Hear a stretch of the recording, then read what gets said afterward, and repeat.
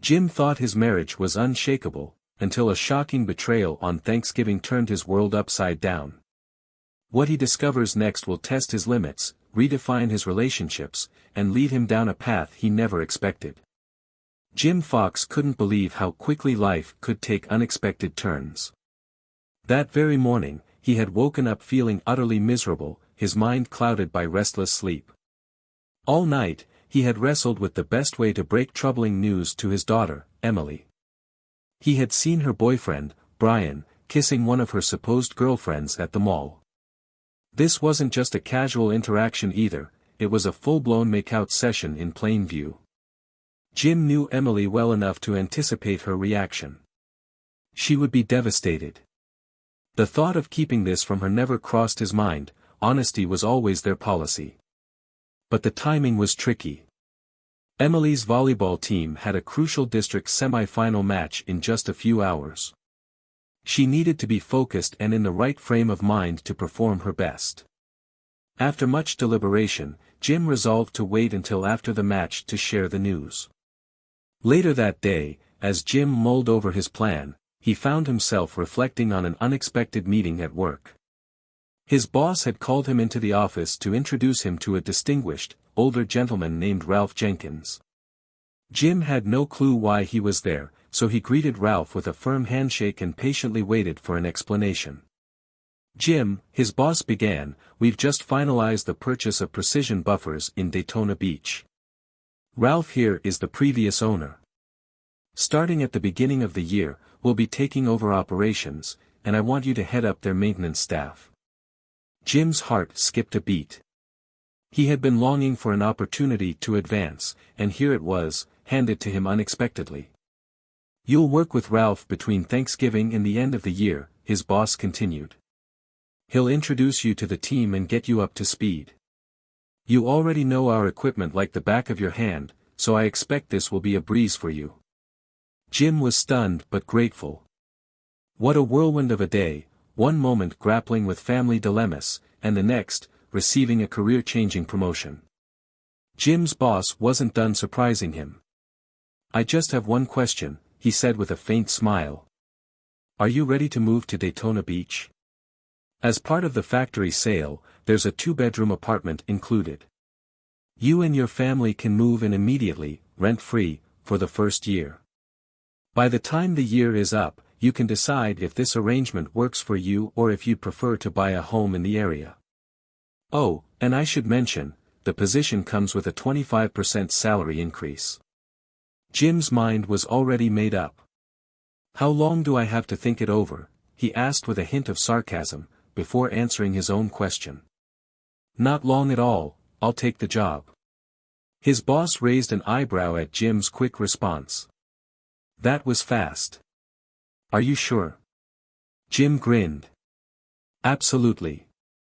My wife has been complaining about the winters here in Pennsylvania for years.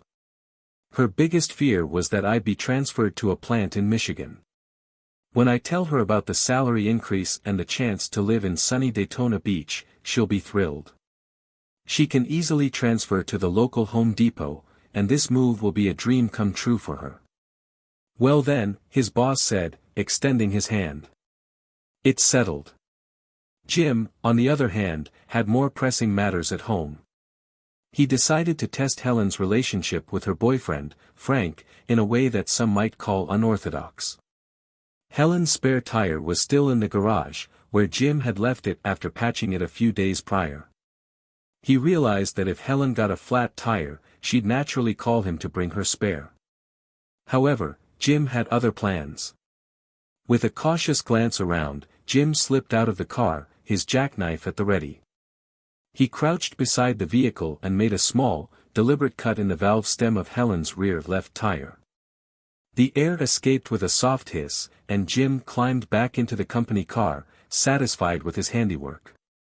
Sure enough, Helen's car had a flat tire by the time she and her boyfriend, Frank, approached it.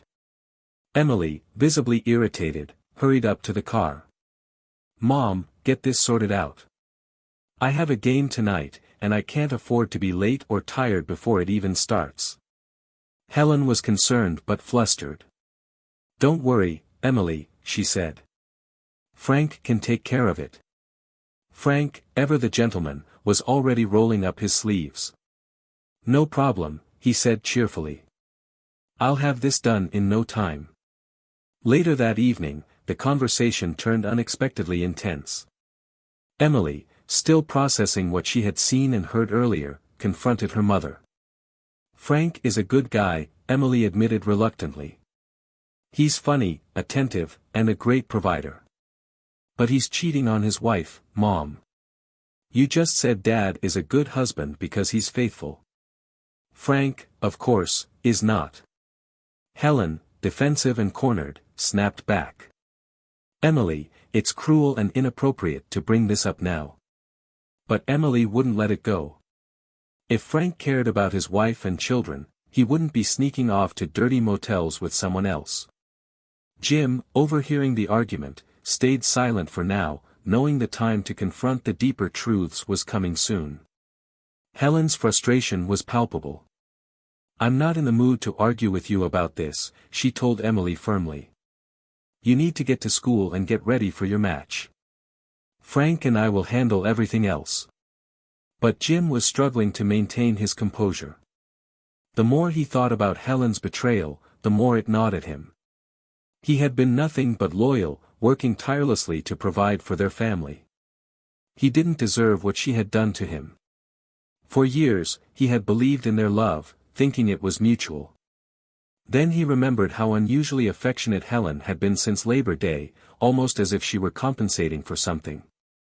Jim realized now it had been a calculated effort to keep him happy and unsuspecting. To his dismay, it had worked flawlessly. Later that evening, Helen noticed the empty beer cans scattered across the kitchen table as she entered with Emily. "This doesn't seem like Jim," she muttered, her concern growing.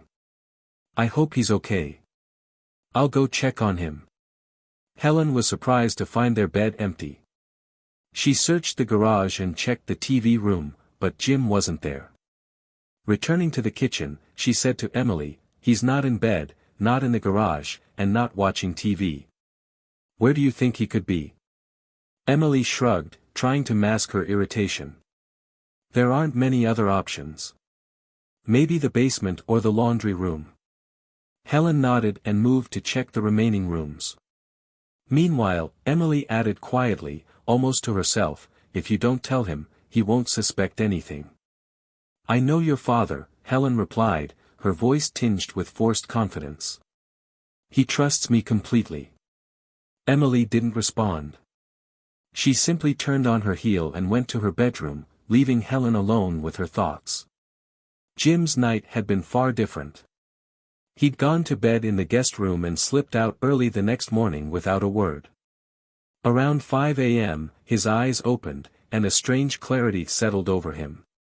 Quietly, he dressed and left the house. By the time Helen realized he was gone, Jim was finishing breakfast at an IHOP.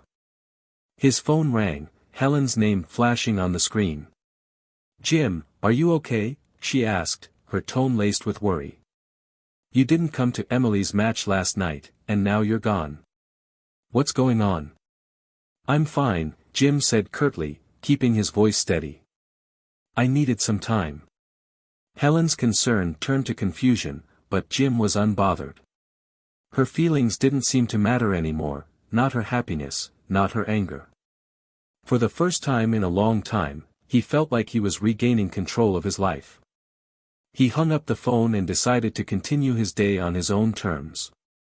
By mid-morning, Jim found himself at a local sports bar, enjoying ribs, a few beers, and casual conversation with other patrons about football.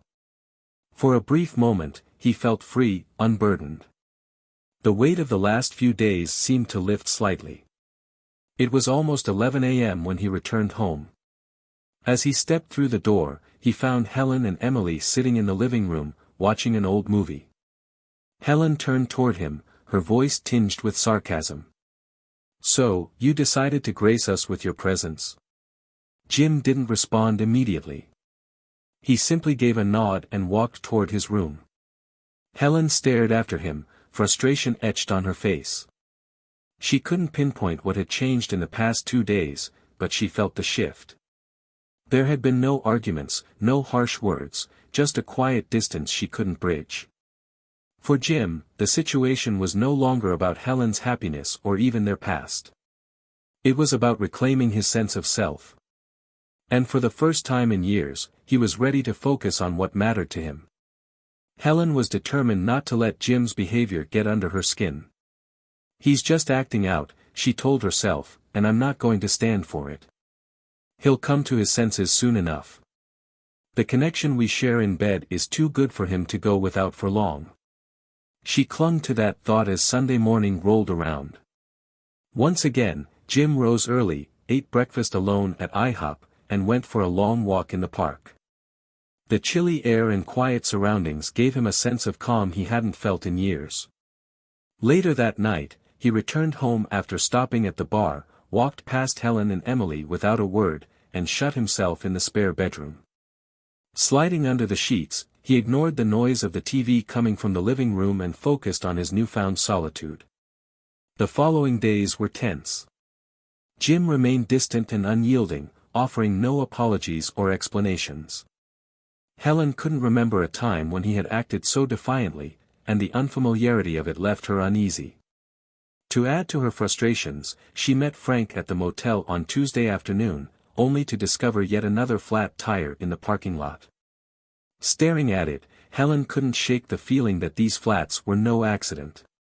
Later that evening, tensions between Helen and Emily boiled over. "At least Frank isn't acting like an idiot," Helen snapped.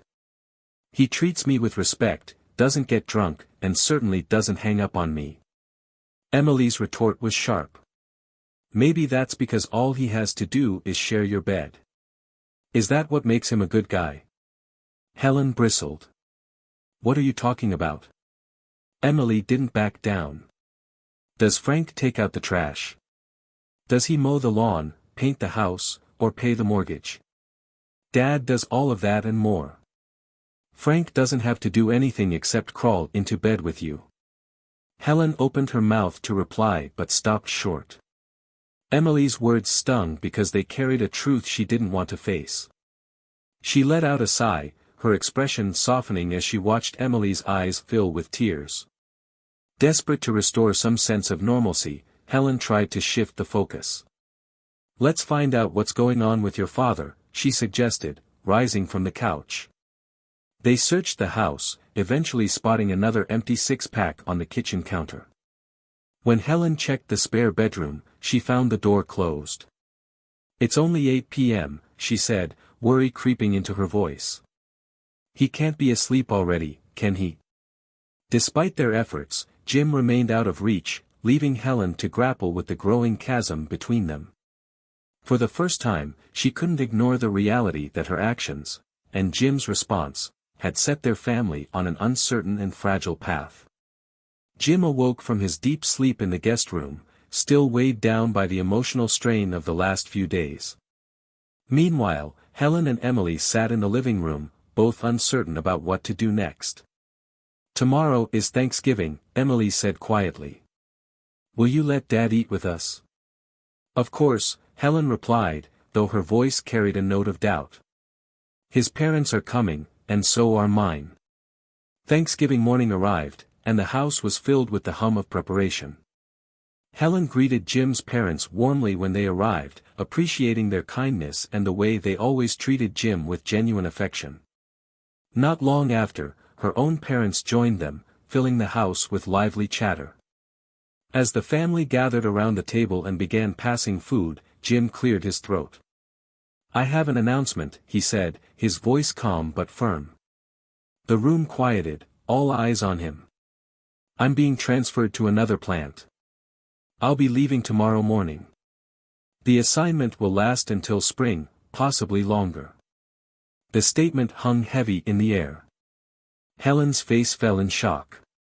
"Why didn't you tell me earlier?" she asked, her voice betraying a mix of anger and panic. Jim didn't respond immediately, keeping his gaze steady. Helen's mind raced. If Jim was serious, she would need to decide whether to move with him. The thought of leaving everything behind, especially to relocate somewhere like Michigan, felt overwhelming. Was this his way of escaping?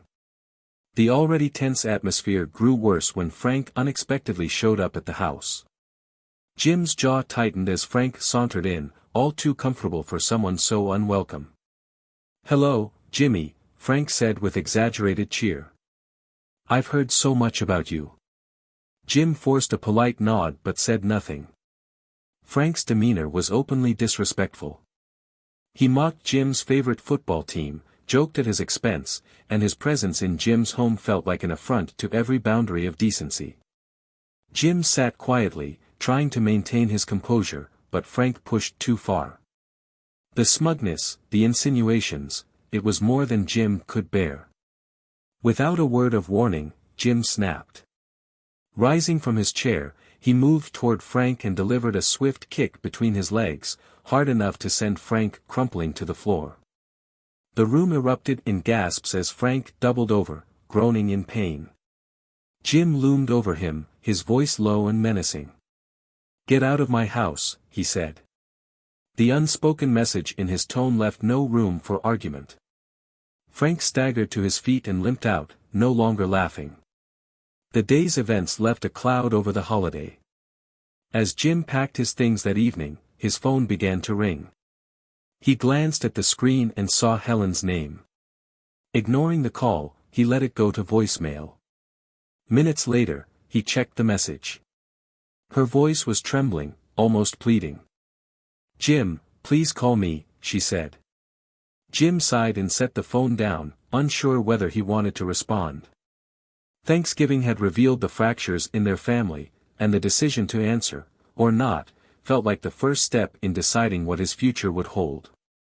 Jim listened to Helen's voicemail, her words a mixture of pleading and reassurance. "I know the transfer has upset you greatly, but you need to pull yourself together. Frank will be fine, though he needs surgery on his nose. He's not pressing charges. Please, Jim, call me back." But Jim didn't call her back. Instead, he spent the morning and afternoon on the road, letting the hours pass in silence. By the time he arrived at his new apartment at 5 p.m., the fatigue of the day weighed on him, but so did a sense of relief. He was finally away from the chaos. The following evening, Jim called Emily to check in. She answered quickly, her voice carrying a mix of relief and frustration. "Dad, I'm so glad you called. Mom and I were worried that you were going crazy. Mom was terrified we'd get sued. I had to clean up the blood while she took Frank to the hospital. I think she apologized to him at least 100 times. Jim listened quietly. "Besides that, did anything else happen?" he asked, trying to keep the conversation light. "No, it was pretty quiet," Emily replied. Then, with a slight hesitation, she added, "Oh, there's one more thing. Mom is furious that you hung up on her again. She's been fuming ever since." Jim chuckled dryly. "Yeah, I figured she was warming up for another lecture when I passed out the last time we spoke." Emily sighed. "She just wants to talk, Dad. She's upset. Can she call you?" Jim's tone hardened. "If she's planning to call just to tell me what a failure I am, she should save herself the trouble. But," he added after a moment, "if there's a problem with the house or something serious about the family that I need to know, she can call. Isn't that fair?" Emily hesitated before answering. "Yeah, that's fair. I'll let her know. Good luck with your new job, Dad. And stay warm. How's the weather there?" Jim smiled faintly, glancing out the window. "Better than I dared to hope. Thanks for checking in, Emily." As Jim ended the call, he reflected on Emily's words about Frank. Any man would be angry, he thought, even if he didn't know his wife was involved with someone like that. Jim's decision to leave wasn't just about anger, it was about regaining a sense of self-worth. For the first time in years, he felt he was taking control of his life, and that was something he wasn't willing to compromise anymore. Helen's voice rose in frustration, her temper flaring. "I'm not going to listen to this kind of talk anymore," she screamed. "You live under my roof, and you will give me the respect I deserve, whether you think I deserve it or not." Meanwhile, Jim was finding solace in his new surroundings. On Wednesday evening, he was lounging by the pool, enjoying the serenity that had become his new normal, when his phone buzzed. He glanced at the screen and saw Helen's name. With a sigh, he let the call go to voicemail. A few minutes later, curiosity got the better of him, and he checked the message. Helen's voice, though tinged with anger, had a pleading undertone. "Jim, I know things have been hard, but you have no reason to stay away for Christmas. I will not allow your parents, or even mine, to treat me like public enemy number one. If they want me there because they enjoy my company, that's one thing. But if it's so they can gang up on me and tell me how terrible I am, then forget it." Jim felt his jaw tighten as he replayed the message. When he called Helen back, his tone was firm. "You can still go home if you want," he said plainly. "I'm not stopping you." Helen's voice cracked as she responded. "Jim, please. Emily and I will be glad to see you, and we won't make stupid comments. Don't you miss being with me?" Her sobs punctuated the silence. "Don't you miss making love to me?" Jim said nothing, his resolve unshaken. The truth was, he didn't miss it. His new life had granted him a clarity he hadn't experienced in years. Later, as Helen left the room in tears, Emily offered a dry comment. "That's not exactly the kind of recommendation a husband would brag about." Jim, however, was too immersed in his new life to dwell on Helen's appeals. His days were a mix of work, relaxation, and rediscovering himself. The pool at his condominium had become a daily ritual, and with each passing day, he grew more tanned, relaxed, and confident. He quickly mastered the plant's equipment and felt assured in his ability to maintain smooth operations. The social aspect of his new life caught him by surprise. His condo community seemed to be brimming with single women, widows, divorcees, and unmarried neighbors, many of whom took a noticeable interest in him. One day, during a casual poolside conversation, one of the women smiled knowingly. "You know, Jim, you're not the only man here whose needs aren't being met, right?" Another chimed in with a playful laugh. "All the ladies like you. You're always such a gentleman, kind, helpful, and dependable. We all know we can trust you." Jim took the compliments in stride, his demeanor warm but measured. He wasn't looking for complications or entanglements, but it was hard to ignore how drastically different this chapter of his life felt compared to the last. For the first time in years, Jim felt truly free, a man regaining his own identity. Jim's new acquaintance, Susan Struthers, offered a prediction over coffee one afternoon. "If you decide the marriage is over," she said with a knowing smile, "you won't have to look far to find plenty of women ready to console you." The comment lingered in Jim's mind longer than he expected. Later, as he sat alone by the pool, he found himself dialing Helen's number. When she picked up, her voice was cautious but hopeful. "Jim. I'll try to be home for Christmas Eve," he said, surprising even himself. He wasn't sure what had prompted him to say it, but the reaction on the other end was immediate. Helen sounded genuinely happy, and that tugged at a part of him he had tried to ignore.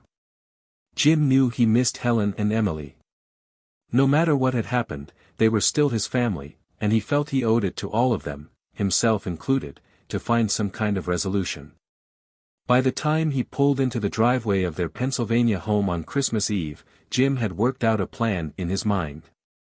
If Helen was still seeing Frank, he'd catch them in the act, take a few photos as evidence, and leave.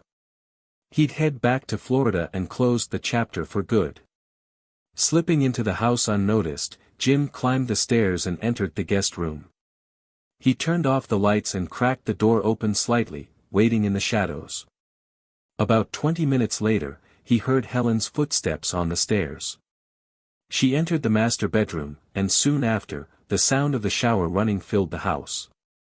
Something about it unsettled him. His resolve faltered, and the weight of the situation began to press down on him. Instead of confronting Helen, Jim quietly left the house, got into his car, and drove aimlessly for hours. Exhausted and emotionally drained, he eventually pulled into a cheap motel, paid cash for a room, and collapsed onto the bed. He managed 4 hours of fitful sleep before getting back on the road, heading south once again. As the miles stretched ahead of him, Jim replayed everything in his mind, the arguments, the betrayal, and the fight with Frank. He realized the severity of his actions. Attacking a man could have serious legal consequences, depending on how things turned out. He shook his head in disbelief at how his life had spiraled out of control. He came to a grim conclusion: if he stayed entangled with Helen and Frank, he might end up in prison, or worse. They just aren't worth it, he muttered to himself. Yet, as much as he wanted to cut ties, he couldn't deny the loneliness that had settled over him. For all her flaws, Helen had been his partner for years, and a part of him still missed her. Later, Jim received a call from his father, a voice of reason amid the chaos. "Son, I want to apologize to you," his father began. "Your mother and I should have known you wouldn't have done something like that without a good reason. We're proud of you, Jim. You showed more restraint than most would have in your situation." Hearing those words provided Jim with a rare sense of validation. It was a reminder that, despite everything, there were still people in his corner. Yet, the question remained, what to do next? Was there a way forward, or was this truly the end of the road for his marriage? The thought lingered as he continued his journey south, seeking the clarity he so desperately needed. "Thanks, Dad," Jim said quietly, his voice tinged with emotion. "How's Emily? Was she at home this whole time?" Jim's father hesitated before replying. "That's another problem. We had a serious conversation this morning. Yesterday, she stayed the night with a friend, but today she admitted she's known all along that Helen was, well, seeing Frank." Jim felt a pang in his chest at the revelation. "I love you both," he said, ending the call as his thoughts swirled. The weight of the situation settled on him like a heavy blanket. Jim returned to his apartment as dusk fell on Christmas Eve. It was his first Christmas alone, and the emptiness was suffocating. He flipped on the TV, grabbed a beer, and sank into the couch, letting the glow of the screen fill the silence. Despite his best efforts to distract himself, his thoughts kept drifting to Helen, Emily, and the life he had left behind. His ruminations were interrupted by the unexpected sound of the doorbell. Startled, Jim set down his beer and answered the door. Standing there, framed by the dim hallway light, was Susan Struthers. "I saw your light was on," she greeted him warmly, holding a small plate of cookies. "I came to wish you a Merry Christmas. It's not good to be alone on a night like this, for either of us." Jim smiled faintly and stepped aside to let her in. Susan's presence brought a surprising sense of comfort, and as they shared the cookies and some conversation, he found himself momentarily forgetting the heaviness of the day. By the time Jim left Susan's apartment later that evening, he felt conflicted. Their time together, dinner, a shared laugh, and even an intimate connection, had been a welcome distraction, but it also left him feeling exposed. Returning to his own place, he couldn't help but wonder how many of his neighbors had seen him entering or leaving her apartment. Despite his efforts to keep things discreet, there was no doubt several eyes had noticed. A few minutes after he got home, Jim's phone rang. It was Emily. "Dad," she began softly, "I'm sorry you didn't come home for Christmas. I don't blame you, though. Mom is in terrible shape, and I feel terrible too. I'm so sorry for what we did to you. I knew it was wrong, but I was selfish. I just wanted you and Mom to stay together until I finished school." Her words hit Jim like a punch to the gut. "Emily, none of this is your fault," he assured her, though his voice carried the weariness of a man who had been through too much. "I know," Emily said quietly. "But I hate how everything turned out. I feel like I can't even look at her sometimes. I get so angry, Dad. If I were you, I'd probably send them both to the hospital." Jim sighed deeply, his heart aching for his daughter. Emily, it's okay to be angry, but don't let it consume you. I'll always be here for you, no matter what. As the call ended, Jim stared at the phone in his hand. The road ahead felt uncertain, but one thing was clear: his connection with Emily was something he would hold on to, even as everything else seemed to crumble. I doubt it, Dad, Emily said with a slight laugh. You're just not the type to hurt a woman, especially not Mom. Frank, on the other hand, is a completely different story. Did Grandpa tell you?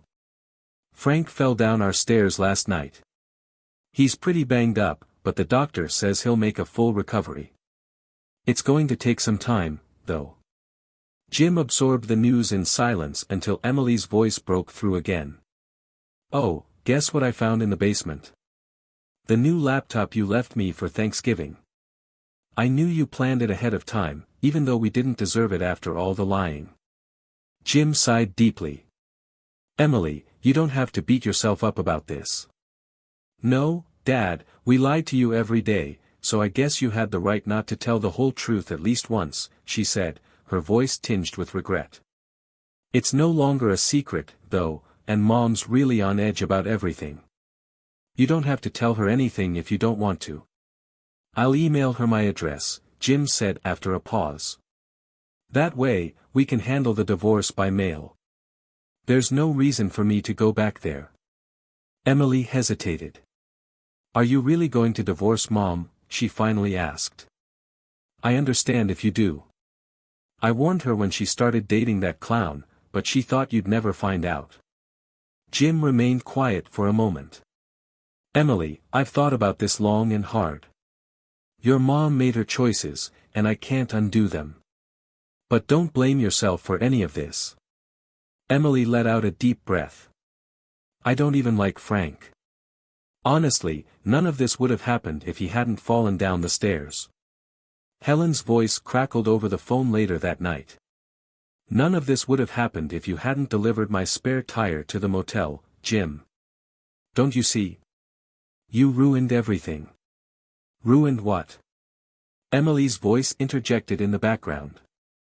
Dad didn't ruin anything, you did. He was there, Mom. He saw and heard everything. He knows how much we disrespected him, and he knows you lied and cheated. He knew all of it when he hit Frank on Thanksgiving. By then, you were already a divorced woman walking. Helen tried to protest, but Emily cut her off. Don't blame Frank either. He's your choice, not Dad's. You're the one who cooked this up. Back in Florida, Jim found himself settling into a new rhythm. The women in his condominium continued to take an unusual interest in him, especially after a comment from Susan seemed to spread among the group. One evening, she admitted over drinks, I might have mentioned to a couple of the ladies that you're, well, very capable in bed. She winced. I told them to keep it to themselves, but who knows what gets said when they're all together. Jim couldn't help but laugh at the absurdity of it. I'll have to keep an eye on you, Susan. Still, the rumors seemed to spark a wave of interest. Jim found himself fielding requests from his neighbors for all sorts of odd jobs around their homes. It became so frequent that he joked with Susan about having to stop by the drugstore to refill his stash of condoms regularly. Susan teased him one evening as they lounged by the pool. Don't get a big head about all this attention, she said with a smirk. You're just the new guy in town. We'll see how long it lasts. Jim grinned. It's fine by me. I'm not looking for anything serious.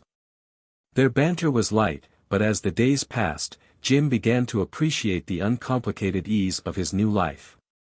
It wasn't perfect, but it was his.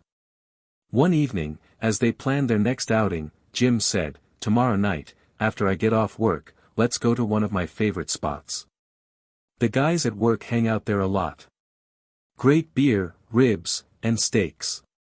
Plus, I'd love for them to see how beautiful you are. Susan laughed. Flattery will get you everywhere, Jim. Sounds like a plan. For the first time in months, Jim felt a flicker of hope. He was still navigating the aftermath of his broken marriage, but in the Florida sunshine, life was starting to feel a little brighter. Jim chuckled awkwardly as he listened to Emily recount her experience at the pool earlier that day.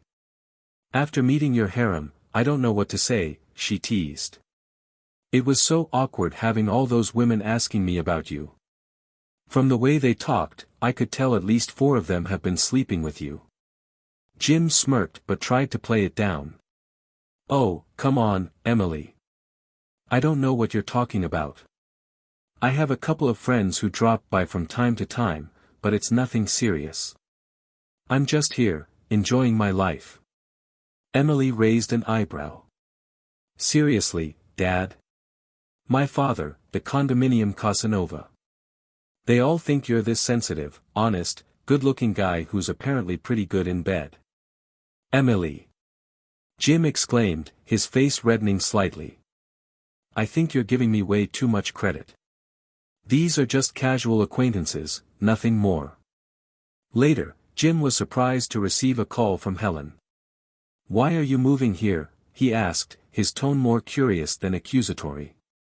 "I'm tired of freezing every winter," Helen joked. "Besides, Emily goes to college here in Florida, and there's nothing left for me back in Pennsylvania except to be the subject of small-town gossip." "What about your parents?" Jim asked. "Or mine?" "They don't talk to me anymore," Helen admitted, her voice tinged with regret. "I've disappointed a lot of people, including myself. But mostly, I've disappointed you."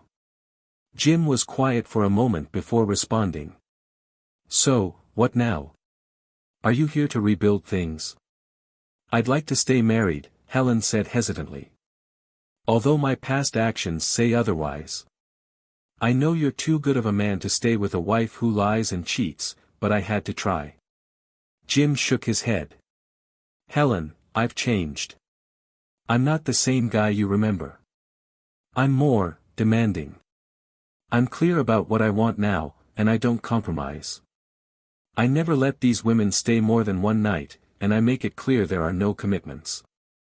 "I know," Helen replied, her voice softening. "And I don't expect anything from you. But I feel like I owe you for everything I did. I'd like to try again, no conditions, no strings. Just you and me." Jim looked at her skeptically. "And what about Frank?" "It was never enough to leave you for him," Helen admitted. "I thought you had already divorced me." The next day, Helen began encountering subtle but pointed reminders of Jim's new life. Susan Struthers casually asked, "Helen, have you picked out new blue bed linens for Jim's room? They'd go so well with the curtains and carpet." Monica Barron chimed in enthusiastically, "Yes, it's such a beautiful, masculine color, and Jim is such a masculine guy." Helen gritted her teeth but forced a smile. She was quickly realizing that winning Jim back wouldn't be easy. That night, Helen tried a more direct approach. "Jim," she said, her voice wavering, "you don't need all these women in your bed. I'll give you as much love as you want, I'll be enough for you, won't I?" Jim's reply was blunt. "I'm not sure what you're looking for, Helen, but I'm happy with the life I've built here. Things are different now, and so am I. I'm not going to pretend I can just go back to how things were." Helen's face fell, but Jim's words left no room for doubt, he had moved on. Whether she liked it or not, the life they had shared was now firmly in the past.